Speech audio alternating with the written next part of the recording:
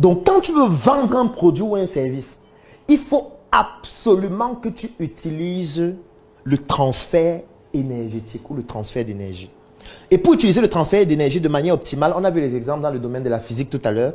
Et lorsqu'on transfère ça dans le domaine de la vente, je prends mon produit ou mon service et je me pose la question, quelle est l'énergie que je dois transférer à un prospect pour qu'il achète ce produit? Dès que j'ai identifié cette énergie qui peut être des émotions ou alors toute autre forme de choses, je me pose maintenant la question, les vecteurs énergétiques, on a cité les 3 vecteurs énergétiques. Quels sont les vecteurs énergétiques qui sont les plus performants que je peux utiliser?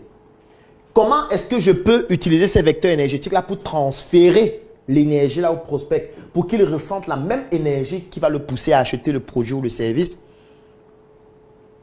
C'est ce travail qu'il faut faire. Parce que quand tu fais ce travail, ça va te permettre de savoir exactement quel est le type de prospect qu'il faut cibler. Quel est le langage que tu vas adopter au niveau de ces prospects?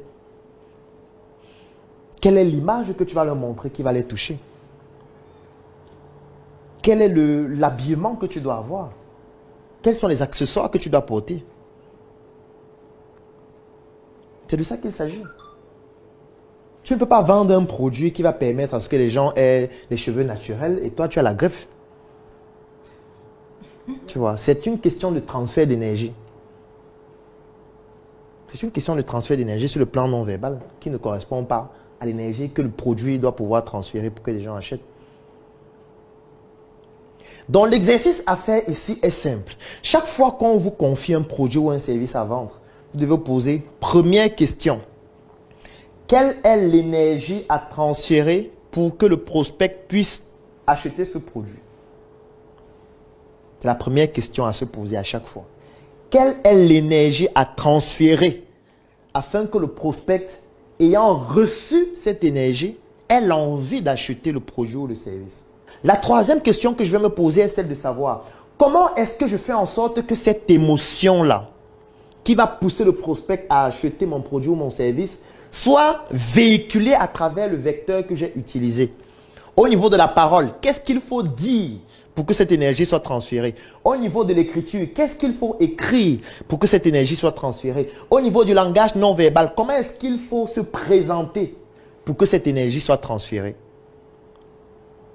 La quatrième question est celle de savoir quels sont les moyens de communication que j'utilise qui pourront permettre de transférer cette énergie plus facilement en fonction des vecteurs que je vais utiliser ou les vecteurs qui sont les plus adéquats pour moi. Et c'est maintenant là où vous allez identifier quel est le vecteur qui me sied le mieux. Est-ce que c'est la parole? Est-ce que c'est l'écriture? Est-ce que c'est le non-verbal? Est-ce que ce sont 2 ou 3 à la fois? Et dès que j'aurai fait ce travail, je saurai directement, 1, quels sont les moyens de communication à utiliser. 2, je saurai quel est le type de cible que je dois toucher. Quand je vais rencontrer cette cible, je saurai qu'est-ce que je dois leur dire. Je saurai même si je dois les rencontrer physiquement ou pas. Est-ce que je dois les rencontrer physiquement? Est-ce que je dois juste interagir avec eux en ligne, en fonction du vecteur que je veux utiliser?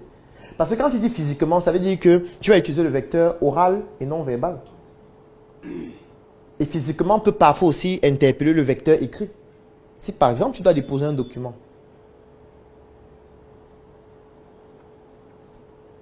c'est ce qu'on appelle le transfert d'énergie. Et quand vous observez tout ce qu'on fait au quotidien, en fait, tout n'est que transfert d'énergie. Pourquoi est-ce que parfois vous avez un ami ou un collaborateur avec qui vous aimez rester tout le temps? Vous avez forcément tous quelqu'un comme ça, avec qui vous aimez rester tout le temps. Ça veut dire que quand le moment de vous séparer arrive, ça vous énerve. Vous vous dites, c'est pas possible, il faut qu'on se voit encore demain. Ce n'est pas de l'amour nécessairement. Ça peut juste être le fait que cette personne vous transfère une énergie qui vous met en confiance à chaque fois. Une énergie qui vous rend joyeux ou joyeuse.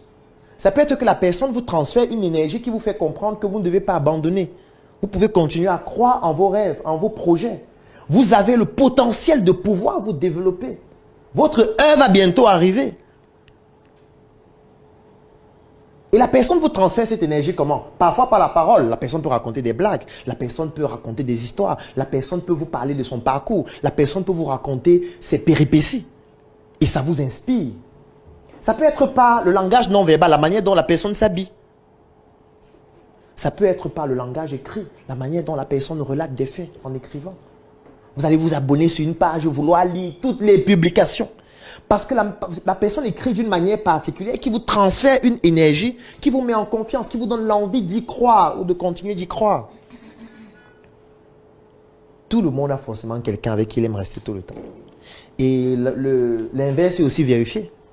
Nous avons aussi tous quelqu'un qu'on n'aime pas rencontrer. Parce que 2 minutes avec cette personne, c'est un enfer.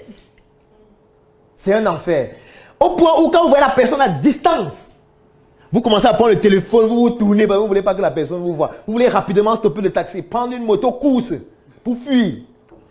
Et parfois, pendant que tu attends la moto, il te tapote et dit, c'est comment? Ça fait longtemps. Ça fait longtemps qu'on ne s'est pas vu.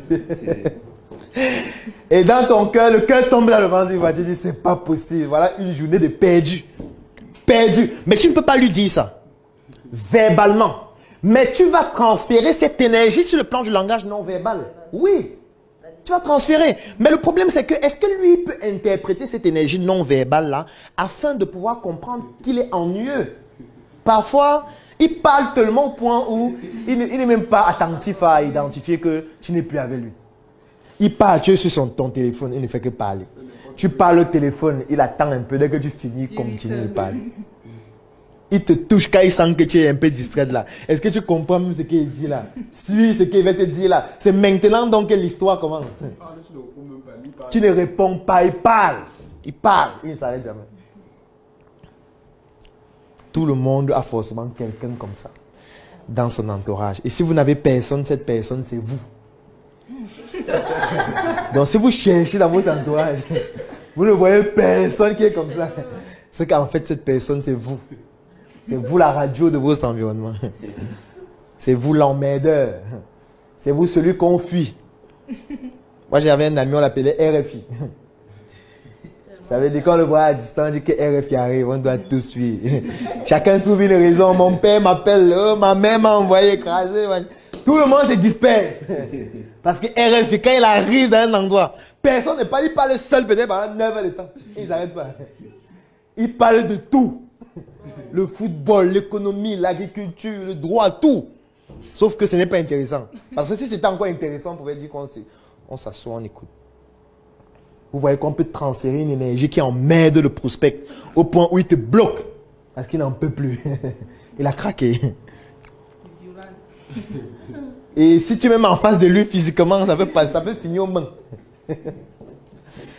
C'est une question de transfert d'énergie. Les autres se comportent vis-à-vis de vous en fonction de l'énergie que vous leur transférez. De façon verbale, de façon écrite ou de façon non verbale ou des deux ou des trois. En fait, ce que je suis en train de dire peut devenir grave en fonction de l'interprétation qu'on en fait. Parce que ça veut dire que la manière dont les autres se comportent vis-à-vis de vous, c'est à cause de vous. C'est ça que ça veut dire en fait. Parce que si tu prends une balle ou si tu prends cet agenda, tu frappes. La manière dont cet agenda va se comporter sera fonction de l'énergie que tu as eu à mettre sur cet agenda pour qu'il tombe au sol. Et en fonction aussi de sa masse. Si je prends cet agenda, je le laisse tomber comme ça. Le bruit qu'il fait n'est pas le même que si je fais ça. Ça veut dire que le bruit est fonction de l'énergie. Et est proportionnel à l'énergie par rapport à la masse de l'objet. Ça veut dire que le transfert d'énergie est proportionnel à l'énergie. Donc tu peux transférer une énergie mais en proportion trop faible. Ce qui fait donc en sorte que ça ne te permet pas d'atteindre l'objectif. Par rapport à quelqu'un d'autre qui transfère une énergie en volume beaucoup plus important. Est-ce qu'on comprend? Je vais prendre un exemple. Moi, dans mon mécanisme de transfert d'énergie sur le plan non verbal, j'ai adopté une attitude, c'est de sourire. C'est fait à dessein. Il faut sourire toujours. Sur toutes les photos. Dans toutes les vidéos. Il faut sourire. C'est atteint un point tellement immense au point où quand je ne souris pas, les gens le mentionnent. Des gens me demandent, mais qu'est-ce qu'il y a? Pourquoi tu ne souris pas? Ou certains disent, tu souris trop. Ça devient énervant. Tout le temps tu souris même jaune. Et je souris toujours. Pourquoi? Parce qu'en fait, le sourire transfère une énergie. sur le plan non verbal. Parce que les gens ne comprennent pas que nous sommes dans un environnement aussi difficile, un environnement aussi macabre, un environnement aussi pénible, un environnement où les enseignants sont dans la rue, un environnement où c'est difficile de pouvoir se trouver une voie honorable pour pouvoir réussir sa vie, un environnement où les gens sont obligés de prendre la mer. Je ne sais pas si vous imaginez, lorsque quelqu'un prend la mer, ça veut dire que lui sait qu'il est déjà mort avant de partir. Le courage qu'il faut pour prendre une pirogue et vouloir aller en Occident en pirogue, en fait, ça veut dire qu'avant de partir, tu es déjà mort. Tu sais que tu es mort avant de partir. Et que si tu meurs physiquement, ça s'accomplit juste. Donc imagine-toi le degré de désespoir que quelqu'un peut avoir lorsqu'il prend la pirogue. Nous sommes donc dans un environnement où des personnes prennent ces pirogues en milliers chaque jour. Et les gens ne comprennent pas que dans un environnement aussi macabre, quelqu'un soit en train de sourire tout le temps. Ils ne comprennent pas. Alors, ils se disent que, mais attends, ça veut dire que peut-être il a un secret qui nous cache. Peut-être il a une solution dans notre environnement qu'il ne nous dit pas. Ou alors qu'il pourrait nous dire si on se rapproche de lui. Et directement, sans avoir besoin de lui présenter un produit ou un service, en fait, tu as déjà vendu le fait que se rapprocher de ce que tu fais garantirait un espoir. Parce que le sourire, dans ce cas de figure, traduit l'espoir. Traduit le fait qu'on peut encore faire des choses, même dans un environnement qui est macabre. On peut. C'est possible. C'est possible de continuer de rêver. La preuve, on nous appelle des vendeurs de rêves, des vendeurs d'illusions. Pourquoi est-ce qu'on parle de vendeurs de rêves? C'est parce que les gens estiment que nous sommes dans une situation tellement macabre que ce qu'on dit, c'est un rêve. Ça n'existe pas. On dit des choses dans le vent, dans le vent. Oui, c'est pour ça qu'ils le disent. Parce qu'ils estiment que comment dans un environnement aussi macabre, les gens continuent de dire tel type de choses qui n'existent pas, que nous on ne vit pas, qui ne vibrent pas en nous. C'est pour ça qu'ils le disent. En fait, ils le disent parce que ça fonctionne. Si ce sourire ne fonctionnait pas, ils ne le diraient pas. Ils ne le diraient pas. Si vous venez dire, je souffre, je suis misérable, je suis enseignant et je vais descendre dans la rue demain, tout le monde va dire, bravo! Oui, ça ne marche pas, la révolution va se faire. On va changer ce pays. On doit changer ce pays. Pourquoi? Parce qu'en fait, vous êtes en train de parler d'une réalité qui est la leur, qui correspond à leur potentiel énergétique, qui correspond au transfert d'énergie qu'ils ont l'habitude de faire au quotidien, à travers des insultes, à travers des injures, à travers des critiques. Mais eux, ils voient quelqu'un qui n'injure pas, qui ne critique pas et qui sourit tout le temps. Ça veut dire qu'ils comprennent que mais il y a un problème. Ça veut dire que ce monsieur est un problème pour nous. Il nous empêche de nous exprimer. Il veut faire croire que c'est possible de se faire ou de se réaliser dans cet environnement, alors que les gens meurent chaque jour. Ça, c'est un mécanisme de transfert d'énergie. Et ce transfert d'énergie est en train d'être fait de manière non verbale. Ce qui fait que lorsqu'on associe à ce non verbal l'écrit et l'oral, l'effet devient exponentiel. L'effet devient exponentiel. Et ça devient donc beaucoup plus facile de vendre un produit ou un service à quelqu'un qui se reconnaît dans cette énergie. C'est-à-dire quelqu'un qui croit lui aussi que c'est encore possible. Quelqu'un qui croit lui aussi qu'on peut encore faire des choses dans notre environnement. Lui, il peut acheter un produit facilement. Il peut acheter un service. Il peut investir dans un projet. Parce qu'on a transféré cette énergie-là, et il voit dans le produit ou le service qui correspond à cette énergie, il achète. En fait, ce n'est pas le produit qu'il achète, c'est l'énergie. Ce n'est pas le produit. Ne vendez plus des produits, vendez l'énergie. Un bon vendeur ne vend pas de produits. Il ne vend pas de services. Il vend une énergie qu'il a transférée en utilisant les vecteurs verbal, oral, non verbal et écrit. C'est ça qu'on vend. En fait, au quotidien, nous vendons des énergies. Nous vendons une manière de vivre. Nous vendons une nouvelle manière d'être. Nous vendons un avenir nouveau, radieux. Nous vendons une nouvelle manière de se comporter. Nous vendons l'idée que l'Afrique peut se réinventer avec des Africains qui peuvent créer des choses et les développer. Nous vendons le fait qu'en Afrique, nous pouvons développer nos propres industries. Nous pouvons transformer nos matières premières et de pouvoir obtenir des produits manufacturés comme des articles sur mesure, comme des chocolats, comme des sacs, comme des bonbons, comme n'importe quel produit. C'est ça que nous vendons. On ne vend pas le chocolat. On ne vend pas les vêtements. Comme j'aime souvent dire, nous, on ne vend pas les habits. On vend une marque. On ne vend pas les habits. Les habits, on peut les trouver partout. Même moins cher. Parfois, on partage même gratuitement. On vend en ballot. Ce n'est pas ce que nous vendons. Donc, arrêtez de vendre des produits. Arrêtez de vendre des services. Vendez une énergie.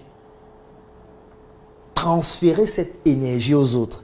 Et quand vous allez réussir à transférer l'énergie, vous allez être capable de tout vendre à la personne à qui vous avez transféré l'énergie. Parce que pour terminer avec le transfert d'énergie, vous pouvez transférer l'énergie, après ça s'arrête.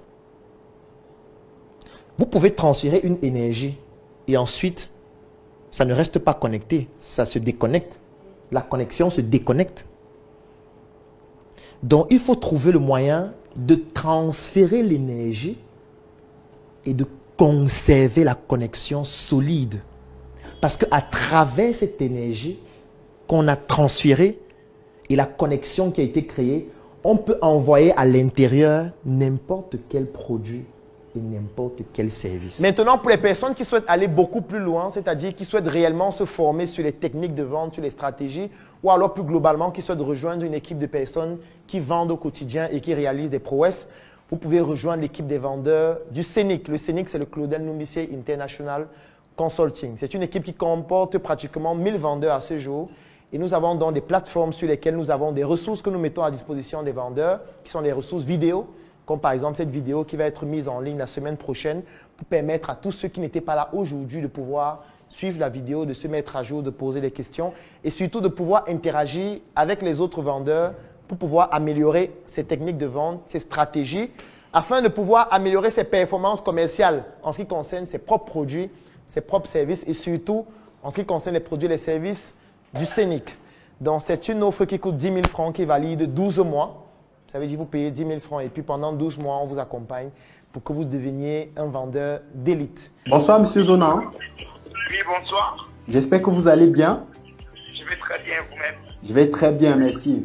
Alors, s'il y a une chose qui fait notre particularité, c'est qu'aujourd'hui, on n'a plus peur véritablement de parler des chiffres. Si je dois prendre le mois qui s'est écoulé, tout récemment, à savoir le mois de décembre 2021, les commissions, elles ont été chiffrées à plus d'1 million de francs CFA et sans aucune prétention, ce qui est le salaire des managers parfois de très grandes multinationales. Le promoteur du CNIC, en la personne de Claudel Numbissier, n'a pas lésiné sur les moyens pour offrir aux vendeurs des véhicules flambant neufs.